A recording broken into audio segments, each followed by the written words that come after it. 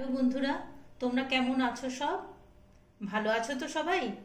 আজ তোমাদের আমি একটা রেসিপি করে দেখাবো, যে রেসিপিটা অনেকেই হয়তো খাও না বা অনেকেই খাও। এটা হচ্ছে মাশরুমের একটা রেসিপি করে দেখাবো। মাশরুমের তরকারি। মাশরুম বাজার থেকে এইভাবে কিনে নিয়ে আসবে গোটা, বাড়িতে এনে এই যে এক একটা এই পাপড়িকে এই ছুরি দিয়ে বা বটি দিয়ে হোক এরকম করে কেটে এইভাবে পিস করে হোক বা গোটা হোক করে জলে সেদ্ধ করতে দিতে হবে। অবশ্যই সেটা একটু সামান্য লবণ আর হলুদ দিয়ে সেদ্ধ করতে হবে। আর এটা কেউ গোটাও রাখতে পারো আর বা কেটেও রাখতে পারো, যেটা যার খুশি। এইভাবে ফুলগুলো সব ছাড়িয়ে নিতে হবে। অনেকে এই গোড়াটাও খায়, অনেকে আবার খায় না শক্ত বলে, কিন্তু এই রেসিপিটা খেতে খুব ভালো হয়। তাই এইভাবে আমি সব একটা একটা করে ছাড়িয়ে নিই, পাপড়িগুলো ছাড়িয়ে আসছি ফিরে। আর লাগছে, আমি মশলা অনেক কিছু ইউজ করব না, তবে এখন যেগুলো তোমাদের বলছি, একটা পেঁয়াজ 4 টুকরো করে কেটে ধুয়ে নিয়েছি, মিক্সিতে দিয়ে দিচ্ছি। একটা গোটা টমেটো, একটা আদার টুকরো মোটামুটি সাইজ, 4-5টা লঙ্কা, কাঁচা লঙ্কা দেব। আর আমি এই যে রসুনের কোয়া, একসাথে অনেক কোয়া ছাড়াতে অসুবিধা হয়, সেই জন্য আমি রসুনের দুদিক কেটে নিয়েছি। কেটে নিয়ে শিলে একটা এরকম থেতো করলেই রসুনের এই খোসাটা ছাড়িয়ে যায়। এটা যারা নতুন রাঁধুনে তাদের পক্ষে জানবার আছে, এটা একটা টিপস তোমাদের জন্য। এইভাবে রসুন খুব তাড়াতাড়ি ছাড়ানো যায়, যত রসুনই হোক না কেন। এটা একটা রসুন ছাড়ানোর কায়দা। আরও 2-3টে কায়দা আছে। তা এটা যেহেতু আমি বাটা হিসাবে ব্যবহার করব, সেই জন্য শিল নোড়া বা কোনো ভারী জিনিস দিয়ে থেতো করেও এটা নেওয়া যায়। আর নতুবা রসুনের খোসা ছাড়ানোর জন্য উষ্ণ গরম জলে রসুনের সামনের মাথার দিকটা আর পেছনের দিকটা কেটে জলে ভিজিয়ে রাখলেও এই খোসা খুব তাড়াতাড়ি ডললেই উঠে যায়। অনেক রসুন হলে এই পদ্ধতিতে তোমরা ইউজ করো বন্ধুরা। আর আমি এইভাবে তাহলে মশলাটা বেটে ফিরে আসছি। এই মাশরুমগুলো মাশরুমটা কেটে নিয়েছি বন্ধুরা। দেখো, আমি এই কেটে 3-4 বার ভালো করে ঠান্ডা নর্মাল টেম্পারেচারের জলে ধুয়ে নিয়ে এবার 1 চামচ নুন আর সামান্য হলুদ দিয়ে এটা সেদ্ধ করতে দেবো। কেননা নুন আর হলুদে যদি কোনো জার্ম থেকে থাকে সেটা চলে যাবে। আর এইভাবে সেদ্ধ করে, মানে সেদ্ধ বলতে মানে খুব টকবক করে ফুটিয়ে ফুটিয়ে অনেকক্ষণ ধরে তা না, জাস্ট একটু গরম করে তারপরে জলটা ভাপিয়ে ফেলে দিতে হবে। যদি অনেক ফোটানো হয় তবে এর ফুড ভ্যালু চলে যাবে। তাহলে এটা আমি ফোটাতে দিচ্ছি গ্যাসে। বন্ধুরা, আমি মাশরুম গরম জলে অল্প সেদ্ধ করে নিয়ে জলটা ঝরিয়ে রেখেছি এইভাবে, দেখো। আর এই মাশরুমের ভীষণ উপকারিতা আছে। এই মাশরুমের লো ফ্যাট, কোলেস্টেরল নেই, লো ক্যালোরি, ফাইবার আছে, ভিটামিন আছে, ডায়াবেটিক পেশেন্টদের জন্য খুব ভালো, সাংঘাতিক উপকার। তারপরে শুনেছি মাশরুম খেলে নাকি ক্যান্সারেরও প্রতিরোধ করে, ফলে সাংঘাতিক উপকারী একটা খাদ্য আমাদের কাছে। তা এটা করতে কি কি লাগে আমি বলি। আমি প্রথমে সবজি হিসাবে নিয়েছি আলু, এরকম সরু করে কেটে নিয়েছি। একটা ক্যাপসিকাম দিয়েছি, একটা গাজর দিয়েছি। কোনো গাজর ইচ্ছে মতন লম্বা করেছি, কোনোটা গোল করেছি। যার যেটা ইচ্ছা সে সবজি দিতেই পারো। আর শুধু আলু দিয়েও করতে পারো, বা নর্মাল মাশরুম কিছু সবজি না দিয়েও করতে পারো, বেগুন দিয়েও করতে পারো, যার যেটা খুশি। তা আমি এটা দিচ্ছি। মশলা হিসাবে আমি কি কি ব্যবহার করছি দেখো। ফোড়ন হিসাবে গোটা জিরে নিয়েছি, শুকনো লঙ্কা দেব, আমি এখানে দিতে ভুলে গেছি, তেজপাতা আর গরম মশলা ফোড়ন দেব। আর পেঁয়াজ একটু সরু সরু করে কেটে নিয়েছি এইভাবে, পেঁয়াজটাও দেব। আর একটু কাঁচা লঙ্কা দেব। আর পেস্ট তোমাদের ওটা দেখালামই, সেই পেস্ট করে নিয়েছি মিক্সিতে। অল্প চিনি আর নুন হলুদ প্রয়োজন মতন নিয়েছি। নুনটা একটু কমই নিতে হবে, যেহেতু আমি মাশরুমে নুন দিয়ে সেদ্ধ করেছি। আমি হাফ চামচের মতন নুন নিয়েছি, আর 1 চামচ ধনে গুঁড়ো আর 1 চামচ জিরে গুঁড়ো নিয়েছি। এটাকে হালকা জল দিয়ে একটু পেস্ট করে নেব। এবার তাহলে চলো দেখি কিভাবে করি আমি মাশরুমটা। আমি গ্যাস অন করে কড়াই বসিয়ে এই খানিকটা তেল দিয়েছি। এটা খুব অল্প তেলে হবে না, একটু তেল দিতে হবে যাতে সবজিগুলো একটু ভাজা ভাজা হয়। সেই হিসাবে সর্ষের তেলে অবশ্যই এটা করতে হবে, কেননা সর্ষের তেলে টেস্ট বেশি।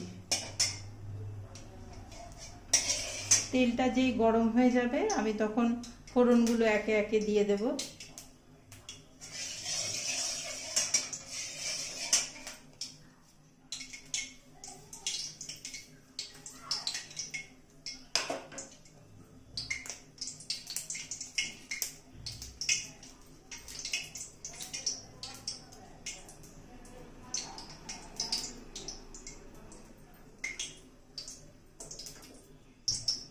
তেজপাতাটা অর্ধেক করে দিলাম, জিরেগুলো দিয়ে দিলাম,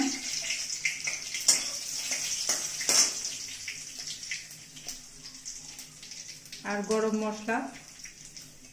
মশলার ছোট এলাচটা একটু ফাটিয়ে দেবেন সাঁড়াশি দিয়ে, তাহলে ফুটবে না, নয়তো বড্ড ফোটে।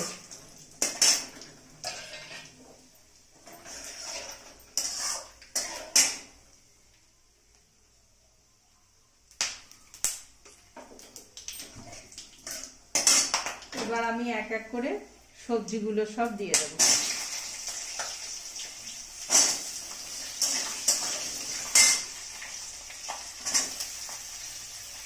মাশরুমটা চেষ্টা করবেন একটু পরে দেওয়ার, আগে সবজিগুলো ভেজে নেবেন। আর ক্যাপসিকামগুলো একটু পরে দিলে ভালো হয়, ক্যাপসিকাম তো খুব তাড়াতাড়ি হয়ে যায়।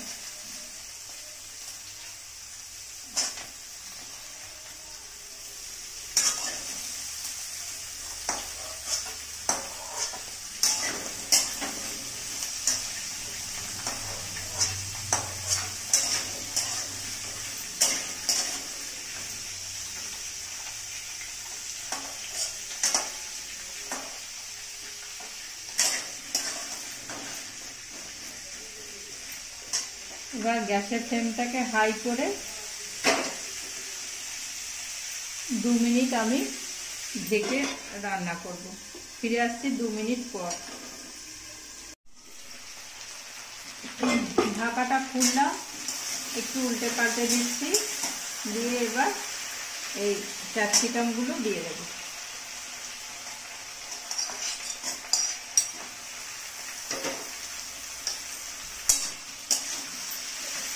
ক্যাপসিকাম দিয়ে আবার ফ্লেমটা একটু বাড়িয়ে দিচ্ছি।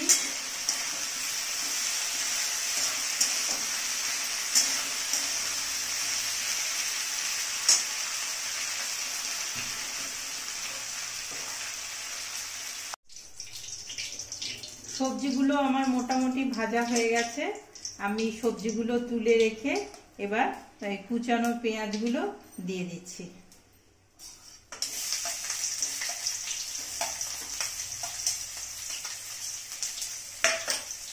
পেঁয়াজগুলো একটু ভাজা ভাজা হতে হবে, মোটামুটি একটু ভাজতে হবে পেঁয়াজগুলো, যাতে পেঁয়াজের কাঁচা গন্ধটা চলে যায়।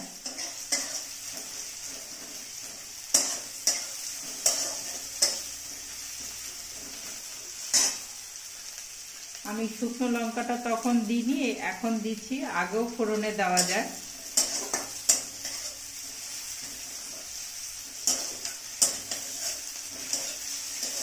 লঙ্কা যার যার স্বাদ অনুসারে দেবেন, যে যেরকম ঝাল খাবেন।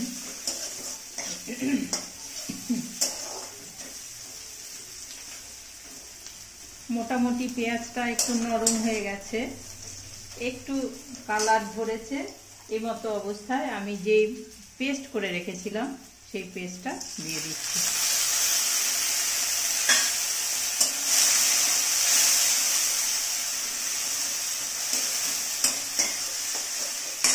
মিষ্টি ধোয়া জলটা দিয়ে দিলাম, নয়তো পুড়ে যেতে পারে।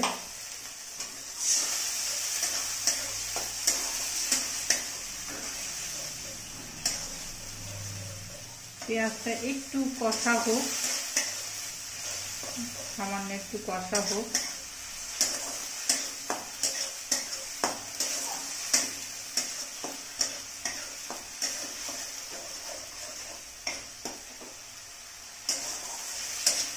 ফ্লেমটা হাই করাই আছে, সামান্য একটু নাড়াতে হবে, নাড়িয়ে নাড়িয়ে কষাতে হবে। দুটো কাঁচা লঙ্কা ফাটিয়ে দিয়ে দিলাম।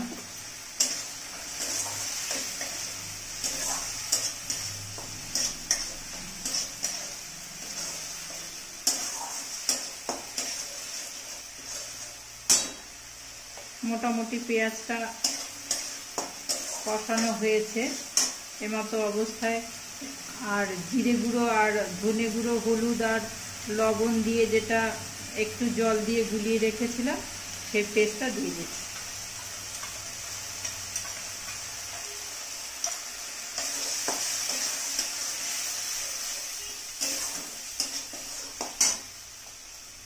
চিনি যেটা রেখেছিলাম সেটাও দিয়ে দিলাম।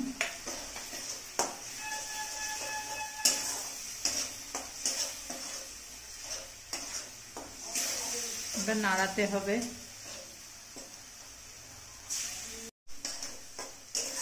এটা কষাতে হবে ভালো করে। একটু যখন মশলাটা থেকে তেল ছেড়ে আসবে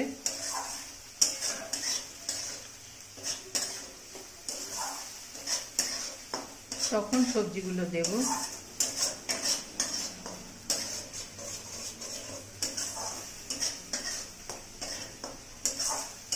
মশলাটা যাতে পুড়ে না যায় সেদিকে খেয়াল রাখতে হবে। আর গ্যাসের ফ্লেমটাকে হাই করেই দিতে হবে যাতে তাড়াতাড়ি হয়ে যায়।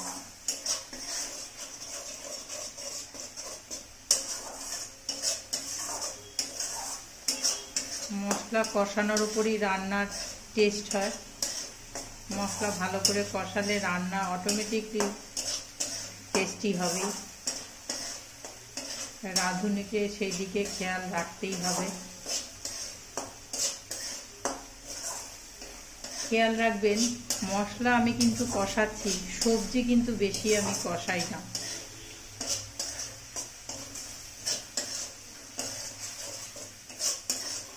মোটামুটি মশলাটা কষানো হয়ে গেছে। এমতো অবস্থায় আমি এই তুলে রাখা ভাজা সবজিগুলো দিয়ে দিলাম। এবার সবজির সাথে মশলাটা মিক্সড করে দিচ্ছি। আধ সেদ্ধ হয়েছে সবজিটা। এটা চন্দ্রমুখী আলু, বেশিক্ষণ সময় লাগবে না। মশলা থেকে দেখেছেন তেল বেরিয়ে এসছে, মশলাটা মোটামুটি কষা হয়েছে। তার মানে এবার আমি এই সেদ্ধ করে রাখা মাশরুমগুলো সব দিয়ে দেব। এই মাশরুম দিয়ে অনেক ধরনের খাবার করা যায়, সেগুলো ভীষণ টেস্টি হয়। মাশরুমের চপ, চাউমিন, মাশরুম খুব সুন্দর হয়।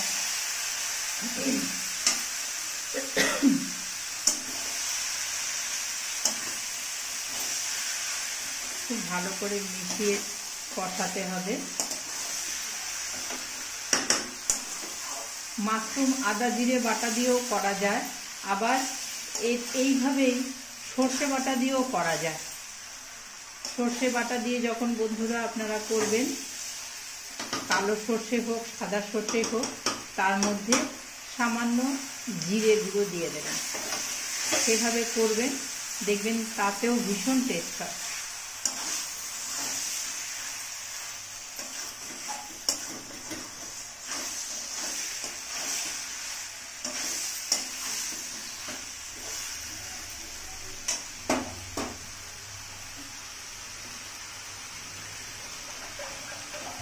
আমি আলাদা একটা কড়াইতে একটু জল গরম বসালাম।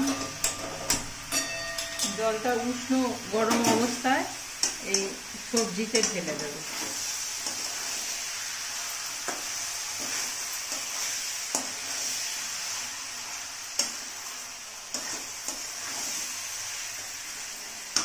কেননা এখন একটু একটু ঠান্ডা পড়েছে, ওয়েদারের জন্য নর্মাল টেম্পারেচারের জলগুলো একটু বেশি ঠান্ডা হয়ে গেছে, সেই জন্য জলটা একটু গরম করে দিলে ভালো হয়।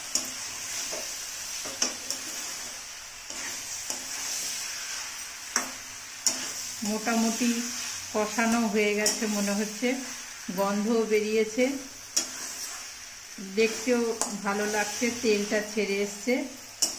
এমতো অবস্থায় আমি ওই কুসুম কুসুম গরম জল তরকারিতে দিয়ে দেব। এটা কুসুম কুসুম গরম জল, যেই পাত্রটায় সবজি রেখেছিলাম সেটা, কড়াইটা তেলটাও নিয়ে নেওয়া হলো, আর সবজিটাও একটু কুসুম জল দেওয়া হয়ে গেল। মাশরুমের তরকারিতে খুব বেশি জল দিতে নেই, সামান্য জল দিলেই হয়ে যাবে। আমি এই ছোট কাপের, মানে চা খাওয়ার কাপের 1.5 কাপ মতন জল দিয়েছি। এবার এটা কষানো হয়ে গিয়ে জল দেওয়া হয়ে গেছে, আমি এটাকে চাপা ঢাকা দিয়ে একদম লো ফ্লেমে হতে দেব।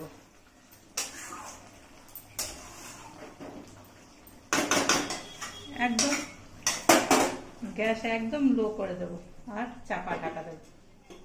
এইভাবে আমি 5 মিনিট হতে দেব। 5 মিনিট পর ফিরে আসছি।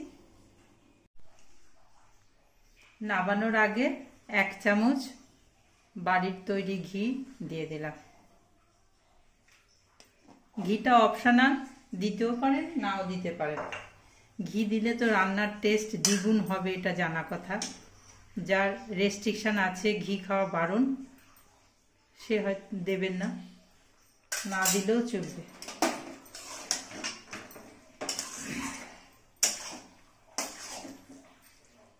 রেডি, পরিবেশন করব।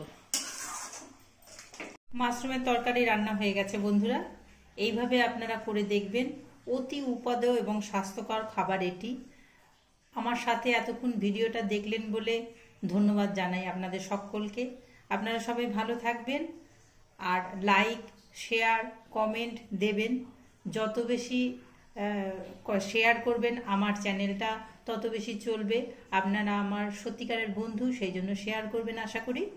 আর যারা নতুন বন্ধু তারা অবশ্যই সাবস্ক্রাইব করে আমার সাথে থেকো বা থাকবেন। আর আর আর কি বলি, তাহলে আসি, নেক্সট ভিডিওতে দেখা হবে তোমাদের সকলকার সাথে। বাই।